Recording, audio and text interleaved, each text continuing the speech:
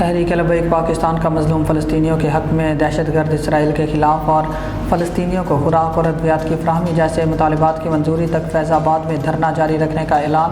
Doctor تصور حسین مرزا کی update کے مطابق حضرت امام علی مقام حضرت امام حسین رضی اللہ تعالیٰ عنہ کی شہادت ہمیں اسلام مخالف قوتوں کے خلاف ڈٹ کر کھڑے رہنے کا سبق دیتی ہے۔ سربراہ TLP کی گفتگو۔ حضرت امام علی مقام حضرت امام حسین رضی اللہ تعالیٰ عنہ کو خراج عقیدت پیش کرنے کا بس یہی ایک طریقہ ہے کہ اسلام کی خاطر قربانی دینے میں کبھی دیر نہ ہو۔ سربراہ TLP کی گفتگو۔ امام حسین ڈٹے رہے، حق کا دفاع کرتے رہے، ہم پر بھی فرض ہے کہ ہم جس مقصد کے لیے یہاں آئے ہیں اس پر قائم رہیں۔ سربراہ TLP حافظ سعد حسین رضوی۔ فلسطین کے مسلمان ابھی امام علی مقام رضی اللہ تعالیٰ عنہ کو اس طرح خراج عقیدت پیش کر رہے ہیں کہ قربانی پیش کرتے جا رہے ہیں لیکن ہار نہیں مان رہے۔ امام علی مقام نے بھی قربانی کو چنا، عزت اور فخر کے ساتھ۔ سربراہ TLP کی گفتگو۔ فلسطینی مسلمان بھی قربانی کو چن رہے ہیں عزت اور فخر کے ساتھ۔ آج کا دن حسینی قوتوں کو حوصلہ دیتا ہے۔ سربراہ TLP۔